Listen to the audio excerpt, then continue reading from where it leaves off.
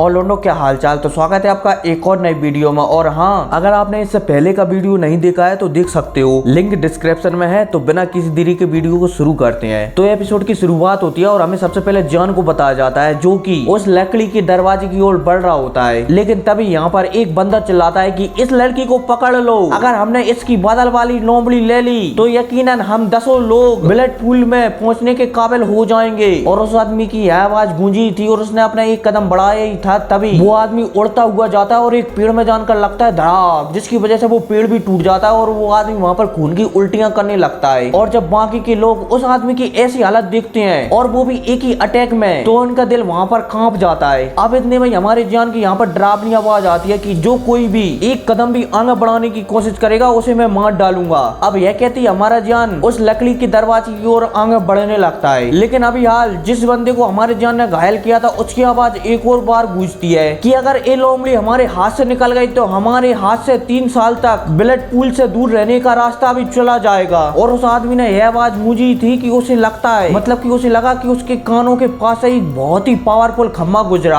अब इतने में जान हमारा कहता है कि मैं लास्ट बार कह रहा हूँ मुझसे दूर रहो। लेकिन ये आदमी एक बार और इन सबको भड़काने लगता है और इस बार ये सबके सब भड़क जाते हैं। और तो और हमारे जान भी भड़क जाता है। तो इस आदमी को वो पास पहुंचता है और इसकी छाती में एक जोर से मुक्का जड़ देता है। और जैसे हमारा जान इस आदमी की छाती में मुक्का जड़ता है तो ये आदमी वहीं पर टिल हो जाता है। लेकिन भाई इस आदमी के कारण अब आस पास के आदमी भड़क चुके थे, इसलिए अब वो भी यहाँ पर मतलब कि हमारे जान पर हमला करने लगते हैं, लगे तिरी लगे तिरी लगे तिरी। और तो और ये सब लोग मिलकर थोड़ी देर के लिए उस दरवाजे को भी बंद कर देते हैं ताकि हमारा जान उस दरवाजे के अंदर न जा सके। अब इतने में हमारा जान चलता है तो वो अपनी तलवार को बाहर निकालता है और तलवार को बाहर निकालने के बाद वो सबसे पहले इस पेड़ के दरवाजे को खोलता है और खोलने के बाद फिर नालायन को से कहता है कि तुम इसके अंदर चली जाओ। तो नालायन भी हमारे जान से कह देती है कि ठीक है, मैं तुम्हारा दरवाजे के अंदर तुम्हारा इंतजार करूंगी। अब यह कहती नालायन उस दरवाजे के अंदर चली जाती है। अब हमारा जान इन सभी की ओर देखता है, हालांकि वो जानता है कि इन सबको मैंने पहले ही घायल कर दिया है। अब यहाँ पर हमारा जान कहता है ज्वाला विखंडन सुनामी, और हमारे जान की यह कहती, और हाँ ये वही टेक्निक है जिसे हमारे जान ने ब्लैक कॉर्नर में खरीदा था,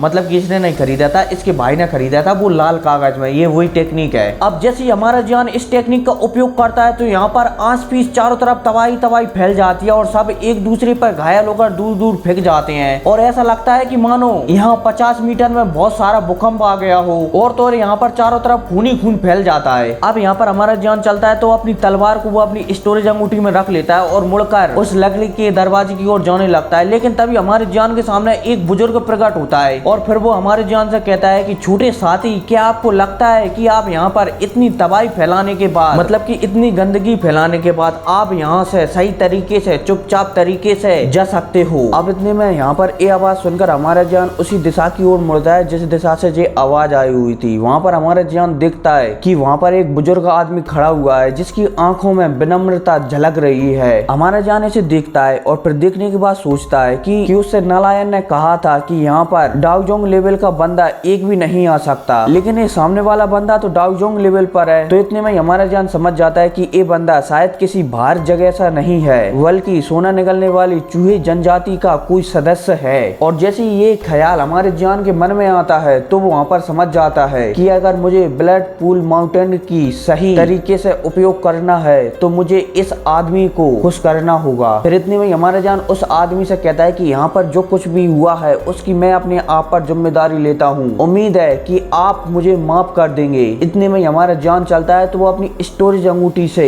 लेवल 5 की कुछ गोलियां निकाल देता है और उस बूढ़े आदमी को देने लगता है। और वो भी विनम्रता के साथ हमारा जान उस आदमी से कहता है कि ये टियर 5 की गोली है, इससे आपकी डाउजोंग लेवल की शक्तियों में जो भी परेशानी रह गई है, मतलब की शक्तियों में जो भी गंदगी रह गई है वो साफ हो जाएंगी। और जब वो बूढ़ा आदमी हमारे जान को ऐसा करते हुए देखता है, उसके हाथों में वो गोलियों की बोतल देखता है तो उसकी आंखें चमक उठती हैं। और फिर इतने में वो हमारे जान के पास आता है और उससे कहता है, मतलब की बोतल लेते हुए कहता है कि तुम बिल्कुल भी चिंता मत करो, मैं यहाँ पर किसी को बुलाकर इस गंदगी को साफ करवा दूंगा। इतने में फिर वो बूढ़ा आदमी बोलता है कि मेरा नाम जीगू है। इतने में फिर वो दोबारा से बोलता है कि मुझे तुम्हारे शरीर से एक अजीब सी खुशबू आ रही है, मुझे लगता है कि तुम एक एल्पिनिस्ट हो, और वो भी छोटे मोटे नहीं, वो भी हाई क्वालिटी के, मतलब कि हाई लेवल के। हमारा जान उस बूढ़े आदमी की ऐसी बातें सुनकर वहाँ पर सोचने लगता है कि ये आदमी शायद बहुत ही ज्यादा टैलेंटेड है। अब इतने में एक जीगू हमारे जान से कहता है कि तुम्हें शायद अब उस दरवाजे के अंदर जाना चाहिए, मैं इसे साफ करवा दूंगा, मैं इस गंदगी को यहाँ से हटवा दूंगा। वो लड़की जो तुम्हारे साथ आई थी वो अंदर चली गई है, मुझे पता है कि उसके पास बर्फ की लोमड़ी है, हालांकि वो भूल भुलैया को तो पार कर जाएगी लेकिन आगे और भी खतरे हैं जो तुम्हें पार करना होगा। और हाँ, मैं तुम्हारा ख्याल रखने के लिए किसी से कह दूंगा, क्योंकि अब तुमने मेरी इतनी मदद की है तो मेरा भी थोड़ा बहुत मदद करने का फर्ज बनता है। और जब हमारा जान वहाँ पर जीगू की ऐसी बातें सुनता है तो वो मन में सोचने लगता है कि शायद एक सौदा मेरे लिए घाटे का सौदा नहीं रहा।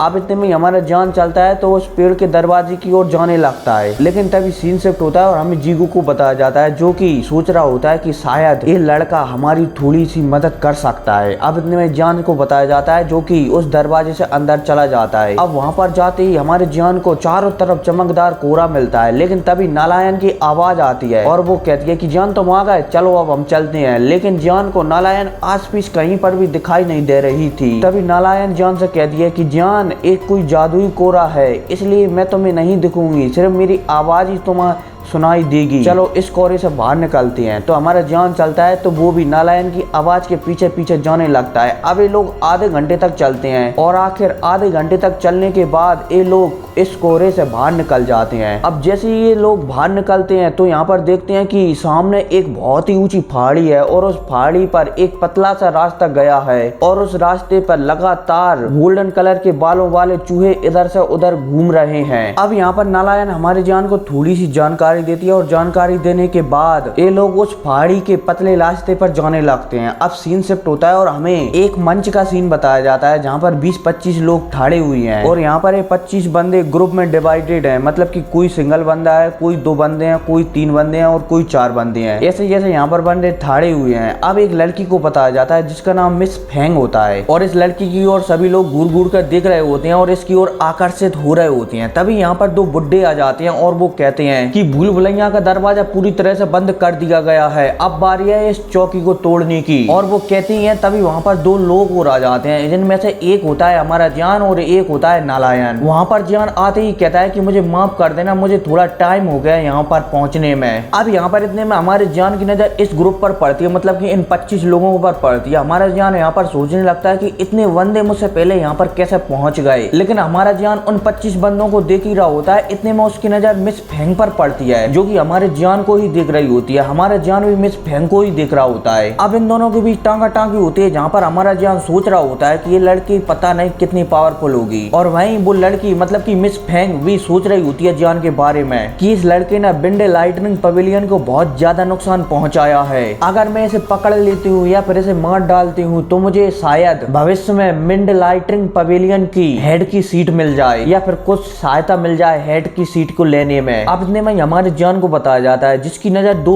और लोगों पर पड़ जाती है। रुको रुको, अब मैं यहाँ पर तुम्हें एक बात और बता देता हूँ। यहाँ पर मतलब कि हमारा जान अभी इस समय है ना, मतलब कि जिस क्षेत्र में है ना वहाँ पर 4 ग्रुप हैं। एक तो है हमारे मास्टर का ग्रुप जिसका नाम है polar heart pavilion, sorry pollen star pavilion, जिसे कि अभी मास्टर का दोस्त फैन जुंजे कंट्रोल करता है। और नंबर 2 पर है विंड लाइटनिंग पवेलियन, जिससे कि हमारे जान की दुश्मनी है, क्योंकि हमारे जान के पास इस क्लैन की 3000 वाली टेक्निक है, इसलिए इससे दुश्मनी है। और नंबर 3 पर है 1000 शॉर्ट पवेलियन और नंबर 4 पर है येलो स्पिरिट पवेलियन। अब यहाँ पर हमारे जान की नजर 2 लोगों पर और पड़ती है। इनमें से एक होती है तांग इन और ये आती है 10,000 पवेलियन से। और अब इतने में हमारे जान की नजर दूसरे बंदे पर पड़ती है जिसका नाम बाक चैन होता है। और ये वाला बंदा है ना, ये वाला बंदा हमारे जान को नापसंद करता है और ये येलो स्पिरिट पवेलियन से आता है। अब इतने में नालायन हमारी जान से कहती है कि ये लड़की है ना जो आपको सामने दिख रही है, ये पोलन स्टार पवेलियन से आती है। और हाँ, ये पवेलियन मास्टर का है, पोलन स्टार पवेलियन से आती है और इस लड़की का नाम मू क्विंग लुआन है। अब यहाँ पर नालायन हमारे जान को बताती है पोलर हार्ट पवेलियन के बारे में कि भले ही उनके पास कम साथी हो लेकिन वो बहुत ही ज्यादा पावरफुल है, मतलब कि बहुत कुछ बताती है। अब यहाँ पर एक बूढ़े आदमी की आवाज आती है जिसका नाम जिनसू होता है और कहता है कि मैं इस जगह का लीडर हूँ और मुझे उम्मीद है कि मैं जो कह रहा हूँ आप उसे ध्यान से सुनोगे। अब यहाँ पर ये जिनसू जी कहता है, मतलब कि यहाँ पर इन्हें कुछ समझाता है और समझाने के बाद ये अपना हाथ हिलाता जाता है और हाथ हिलाते ही यहाँ पर गोल्डन कलर के बहुत सारे चूहे निकल आते हैं और इस पहाड़ की चोटी पर जाने वाले रास्ते के पास में झुंड बनाकर खड़े हो जाते हैं। अब इतने में यहाँ पर जिनसू कहता है मतलब कि इन सभी लोगों से कि जो भी इन चूहों को पार कर कर ऊपर पहाड़ पर पहुंच सका उसे ब्लड माउंटेन पूल में एंट्री लेने का मौका मिलेगा। और भाई जैसे ही आसपास के लोग जिनसू की ऐसी बातें सुनते हैं तो वहाँ पर चौंक जाते हैं, क्योंकि वो जानते हैं कि इतने सारे चूहे हैं ना, इनके मुंह से एक अजीब सी आवाज निकलती है और तो और वो आवाज इतनी ज्यादा भयानक होती है कि कोई डाउ होंग लेवल वाला बंदा भी उसे नहीं झेल सकता। अब इतने में नालायन हमारे जान से कहती है कि मुझे लगता है कि अब मैं इससे आगे नहीं जा सकती जान, मैं इन चूहों से नहीं लड़ सकती, इसलिए अब तुम्हें ही आगे जाना होगा, मेरा सफर यहीं तक था।